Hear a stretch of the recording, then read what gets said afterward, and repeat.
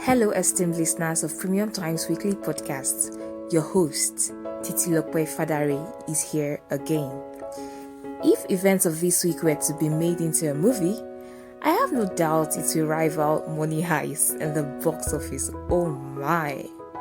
Edo Governor Godwin Obaseki's outburst with the federal government on the printing of money, failed jailbreak in Kano State, continuous attacks on security facilities in the south, Communications Minister Issa Pantami is still in the eye of the storm, George Floyd's killer was pronounced, Chad experienced a coup.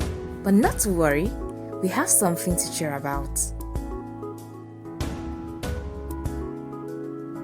Events took a satirical turn at the House of Representatives when our honorable members resolved that they will be investigating an alleged illicit trade on human organs between Nigeria and China. Rimam Dekwewum, who moved the motion, said Chinese authorities seized a cargo ship that sailed from Nigeria with, wait for it, 7,200 refrigerated penises. It does appear the PDP Taraba lawmaker did not do his assignment well before he moved the motion, nor did any of his colleagues advise him. A fact check by Premium Times sister organization, Dubawa, found that the report he referenced was a satirical piece. Maybe some Googling would have helped the honorable members next time. If that had been done, they could have seen that the piece was published by a certain World News Daily Report, whose motto is, "Where facts don't matter." Well, I'm willing to help our honorable members by taking them a masterclass on satire, pro bono, free of charge. Over to you, compatriots. Opposite the green chamber is the red chamber, and they too have some plans up their sleeves. The Senate is considering a bill that will create a database for livestock. What that means is that the information of animals' origins like birthplace, parentage, sex, breed, genetics will now be available help in preventing rustling. Sponsored by Bima Inagi, he said the movement of livestock and their products have increased the spread of diseases, increased the threat to human health, and reduced consumer confidence in animal products.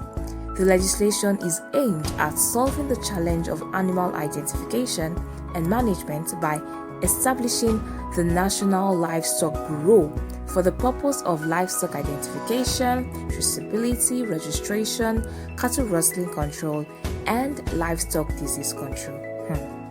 National database for livestock. Not bad, but have we had that of Nigerians first? Again, the Senate this week approved $1.5 billion and 995 billion euros external loan requests of the president. The new batch of external loans is to enable the administration to finance the 2020 budget deficit, critical projects, and support some states of the Federation in order to stimulate their economy adversely hit by the COVID-19 pandemic. The Red Chamber noted that the borrowings are largely concessional loans with low interest and a reasonable moratorium and payback period. Loan is another word for intergenerational debts. A school in Kaduna State was again stung by armed bandits' attack. We are gradually losing count. Greenfield University, a private university in the state, was attacked this week and many students were kidnapped by the bandits. The school, located along Kaduna to Abuja Highway, becomes the second institution raided by gunmen in weeks.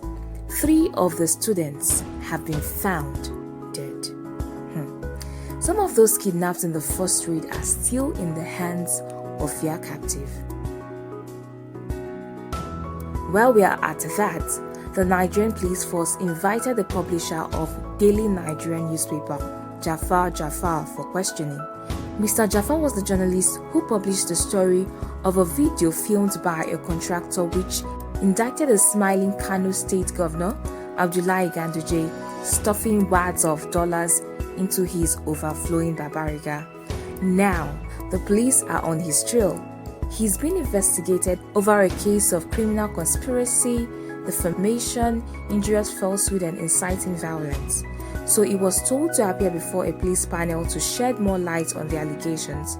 Not sure of what might come of it, Mr. Jafar ran for his life and now he is in hiding. When will Ganduje himself be made to defend his innocence? Nothing stops him from waiving his immunity to do so. But it is what it is. Thanks to Yusuf Akinpelu for joining me on this episode. See you next week, dear listeners. Titi Lope Fadari signing out. Cheers!